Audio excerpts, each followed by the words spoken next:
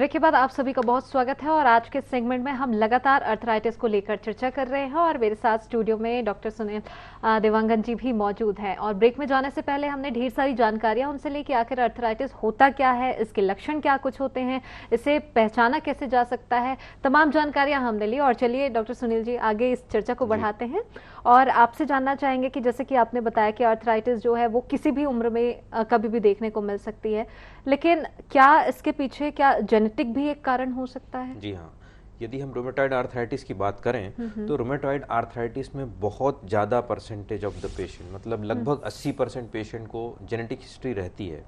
ये बात अलग है कि उस पेशेंट को ये आभास नहीं होता कि पहली, दूसरी या तीसरी अपने ऊपर, सिंपल भाषा में कहें, दादा दादी, नाना नानी या पर दादी पर नाना, ये उस जनरेशन तक यदि हम आप कोशिश करें तो आपको पता चलता है कि किसी न किसी को आर्थराइटिस थी। मतलब 3 पीढ़ी तक ये आर्थराइटिस बिल्कुल सीधा सीधा ट्रांसफर हो सकता है। फीमेल्स में बहुत कॉमन होता है, तो फीमेल टू फीमेल ट्रांसफ़र होना, मतलब जैसे माँ को है तो बेटी को आर्थराइटिस होने के चांसेस बहुत रहते हैं। सामान्यतः इसमें जो एज का जो फैक्टर है वो लगभग आप मान के चलिए 20 से 40 की उम्र में शुरुआती लक्षण इसके दिखते हैं, लेकिन 40 के बाद ये बहुत ज़्यादा प्रोमिनेंट होता है। बट ऐसा नहीं है कि 20 से कम में या 20 से 30 में इसके लक्षण बहुत बेकार नहीं होंगे या पता नहीं चलेगा आपको।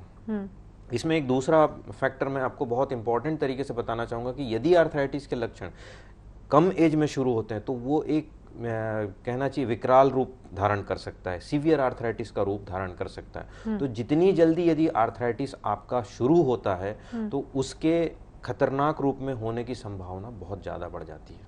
जी, तो जितने कम उम्र में ये जो बीमारी है वो यदि किसी मरीज को पकड़ सकती है तो उसकी जो परेशानी है, जो उसके लिए जो दर्द है, जो तकलीफ है, वो और भी ज्यादा कहीं ना कहीं बढ़ती जाती है। जी, ये तो हमने जान लिया कि ये प्रॉब्लम जो है, ये समस्या कहीं ना कहीं जेनेटिक भी हो सकती है। और जैसे कि आपने अभी कहा कि ये जो समस्या है वो जितनी जल्दी शुरू होगी परेशानी उतनी बढ़ती है।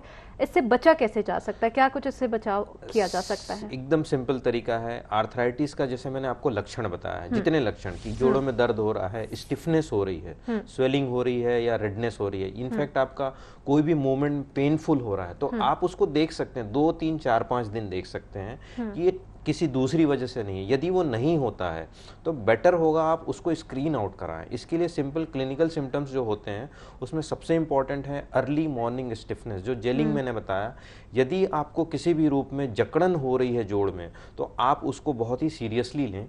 दूसरा, इसको किसी भी सिंपल जीपी या फिर क्वालिफाइड डॉक्टर की मदद से आप स्क्रीन टेस्ट करा सकते हैं, ब्लड टेस्ट करवा सकते हैं, क्योंकि रिसर्चेस एंड रिपोर्ट ये बताई है कि यदि आपने आर्थराइटिस शुरू होने के 3 महीने के अंदर अपना ट्रीटमेंट शुरू कर दिया है तो उसके ठीक होने के चांसेस नॉर्मल आर्थराइटिस से 5 गुना बेहतर होते हैं। तो ये बहुत ही इंपॉर्टेंट चीज़ है, क्योंकि यदि सही समय पर ट्रीटमेंट शुरू होता है आपका। और ट्रीटमेंट में एक समस्या और भी मैंने देखी हुई है कि नॉर्मली लोग एलोपैथी ट्रीटमेंट से थोड़ा कतराते हैं, भागते हैं। कहिए कि समाज में एक डर बैठा हुआ है कि एलोपैथिक दवाइयाँ नॉर्मली नुकसान करती है या उसको अधिक मात्रा में नहीं लेना चाहिए, लेकिन सामान्य मात्रा क्या है उसको समझने के बजाय लोग आयुर्वेदिक और एलोपैथी में जाके, कई बार ऐसा होता है कि कुछ सीवियर टाइप की बीमारियां उसमें कंट्रोल नहीं होती और आप फाइनली एलोपैथी ट्रीटमेंट में आते हैं। तो मेरा सलाह से सारे समाज में यही होगा कि आप जितनी जल्दी आर्थराइटिस को पकड़ सकें वो बहुत इंपॉर्टेंट है, ना कि उसे अवॉइड करें। जी बिल्कुल। तो जैसे कि डॉक्टर सुनील जी ने बताया है कि इसके लक्षण को पहचानना बहुत ज़्यादा ज़रूरी है और जैसे कि डॉक्टर ने ये सलाह भी दी है कि अगर इस लक्षण कोई पाए जाते हैं, यदि ये लक्षण देखने को मिलते हैं तो इसके 3 महीने के अंदर इसका इलाज भी शुरू कर देना होना बहुत फायदेमंद होता है। जी, और तभी परेशानी भी फिर बहुत हद तक कम हो जाएगी और जल्द से जल्द ये समस्या को भी खत्म किया जा सकता है। एक कॉलर हमारे साथ में जुड़ चुके हैं, मध्य प्रदेश के निमाड़ी से भरत सिंह जी ने हमें कॉल किया है। भरत जी, बहुत स्वागत है आपका आईएनएच सेहत में। आर्थराइटिस को लेकर हम लगातार चर्चा कर रहे हैं, क्या जानना चाहते हैं आप? सवाल रखें अपना।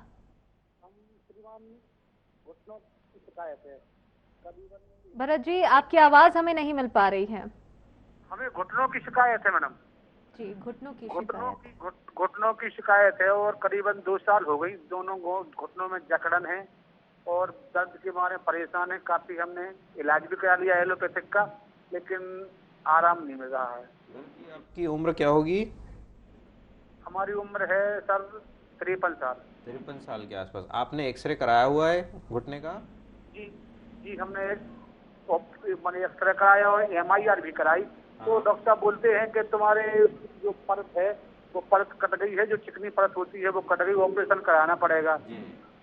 देखिए, आपका जो लक्षण है वो ऑस्टियोआर्थराइटिस का है, वो सामान्य आर्थराइटिस है जो उम्र के हिसाब से हो सकता है। अभी शुरुआती लक्षण यदि हैं तो आप केवल सिकाई, सिंपल पैरासीटामोल दवाइयाँ और रेंज ऑफ मूवमेंट जो एक्सरसाइज है उससे आपको आराम मिल सकता है। लेकिन यदि एक्सरे देखने के बाद बता पाएंगे कि आप कौन से स्टेज में हैं, और यदि वो स्टेज आगे है तो इसमें छोटे से लेके नी रिप्लेसमेंट तक के ऑपरेशन की ज़रूरत आपको पड़ सकती है। जी, तो रिप्लेसमेंट की ज़रूरत आपको पड़ सकती है। बेहतर होगा आप जल्द से जल्द अपने नियर बाय डॉक्टर से जाकर कंसल्ट करवाएं। जी, आगे आपसे ये जानना चाहेंगे डॉक्टर सुनील जी कि आर्थराइटिस के मरीजों के लिए आखिर इलाज क्या हो सकता है, क्योंकि इसके कारण, सिम्टम्स, ये सब के बारे में तो हमने जान लिया। इलाज पर आते हैं, क्या कुछ इलाज हो सकता है? यदि हम आर्थराइटिस में, रूमेटॉइड आर्थराइटिस के मरीजों के इलाज के रूप में हम बात करें तो ये अलग अलग कैटेगरीज में होगा। इसमें से सिंपल एक पहला है कि आपका लाइफस्टाइल मॉडिफिकेशन इम्पॉर्टेंट है।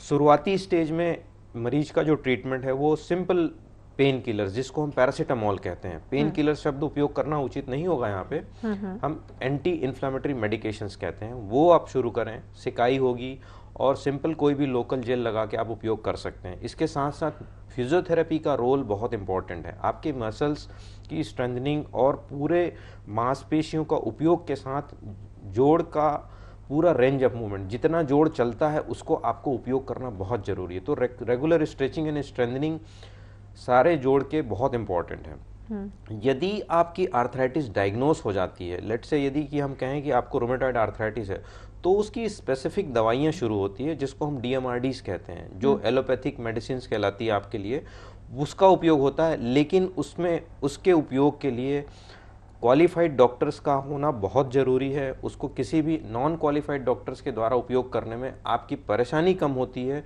ये ज़रूरी नहीं है, उसके साथ आपकी समस्या बढ़ सकती है। तो मेरा सजेशन, मेडिसिन में जाने के लिए आपको उसके क्वालिफाइड डॉक्टर के पास पहुंचना बहुत आवश्यक है।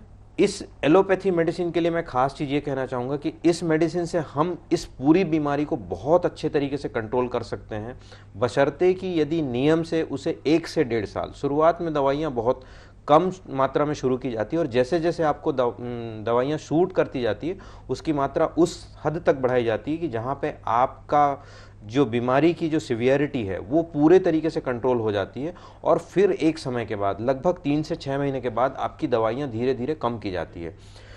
अनुभव और रिसर्च ये कहते हैं कि 1 से 1.5 साल के अंदर यदि आपने रेगुलर पूरी दवाइयाँ ली है, एक्सरसाइजेस किए हैं, पूरी सावधानी रखी है और इसके साथ डाइट का भी ध्यान रखा है, तो 1 से 1.5 साल में आपकी दवाइयाँ कम होने लगती है और उसके पश्चात दवाइयाँ बंद हो सकती है, जो लगभग 3 से 8 साल के लिए दवाइयाँ बंद रहेगी। पर ध्यान रहे, ये बीमारी यदि आपने सावधानी नहीं रखी या आपकी बीमारी सीवियर उग्र प्रकार की है तो वो फिर से आपकी लाइफ में वापस आ सकती है। जी बिल्कुल। ये सवाल भी मेरा कहीं ना कहीं इसी से रिलेटेड था, जो मेरा अगला सवाल था कि क्या इसे जड़ से खत्म किया जा सकता है? जड़ से खत्म करना किसी के लिए, ये जो शब्द है मैं कहूँगा गलत है। आप इसको बेटर यूज कर सकते हैं। क्या इसे कंट्रोल किया जा सकता है? Answer is yes. और कंट्रोल का मतलब है सिंपल, देखिए, जड़ से खत्म करने का मतलब होता है कि जेनेटिक चीजों को आप चेंज कर सकते हैं। क्या वो संभव रूमेटॉइड आर्थराइटिस में या इवन किसी भी ऑलरेडी जो कहते हैं ना इंसान पैदा हो चुका, उसमें चेंज करना बहुत पॉसिबल नहीं है। ऑस्टियोआर्थराइटिस में बहुत कम जगह पे चीज़ें इन्वॉल्व होती तो हम उसको चेंज कर सकते हैं। रूमेटॉइड आर्थराइटिस एक जेनेटिक प्रक्रिया है बेसिकली। इसके अंदर जो इसकी पैथोलॉजी पे यदि हम जाएं, आपके शरीर के अंदर कुछ ऐसे केमिकल्स, कुछ ऐसे एंटीबॉडीज बनते हैं जो कंटिन्यूसली बनते रहते हैं। कहना चाहिए आपका जो बेसिक डिफेंस मैकेनिज्म है वो डिफेक्टिव होता है, उसको जेनेटिकली कंट्रोल कर पाना मुश्किल होता है, उसके लिए ही दवाइयाँ होती है। तो हम सिर्फ इसे कंट्रोल कर सकते हैं, ना कि जड़ से खत्म कर सकते हैं। बट कंट्रोल इतना अच्छा हो सकता है कि आपको पूरी लाइफ कहीं भी दर्द, तकलीफ या आर्थराइटिस से परेशान हो कि आपकी किसी भी लाइफस्टाइल को या किसी भी चीज़ को कंप्रोमाइज़ करने की ज़रूरत नहीं पड़ती है। जी बिल्कुल। तो इसे जड़ से खत्म तो नहीं किया जा सकता, लेकिन हाँ बहुत हद तक इसे कंट्रोल जरूर किया जा सकता है। बहुत अच्छे से कंट्रोल किया जा सकता है। जी कार्यक्रम के आखिर में हम पहुंच चुके हैं डॉक्टर सुनील जी, और एक फाइनल एक कमेंट आपसे लेना चाहेंगे कि आर्थराइटिस को लेकर आप हमारे दर्शकों को क्या कुछ कहना चाहेंगे? आर्थराइटिस को लेकर मैं सिर्फ और सिर्फ यही कहना चाहूँगा, इसके लिए हमको समाज में सिर्फ जो डर फैला हुआ है, जो मिथक्स हुए हैं, उसे रोकना है। और दूसरा, आर्थराइटिस को पहचानने के लिए हमको खुद आगे आना पड़ेगा। हम ये ना सोचें कि आर्थराइटिस हो गया है तो लाइफ खत्म हो गई है, बिल्कुल नहीं है। सीवियर आर्थराइटिस के पश्चात भी यदि आपका ट्रीटमेंट प्रॉपर होता है तो आप एक पेनलेस, कंफर्टेबल और एक नॉर्मल लाइफ को लीड कर सकते हैं। शर्त यही है कि आप आर्थराइटिस का ट्रीटमेंट आर्थराइटिस स्पेशलिस्ट से कराएं, ना कि अंदाज से कि इसने ऐसा कहा उसने ऐसा कहा सोच के हम कई बार मिथ में फंस जाते हैं और कुछ गलत ट्रीटमेंट लेते हैं। तो early detection and early treatment is the right message to the society for any kind of arthritis.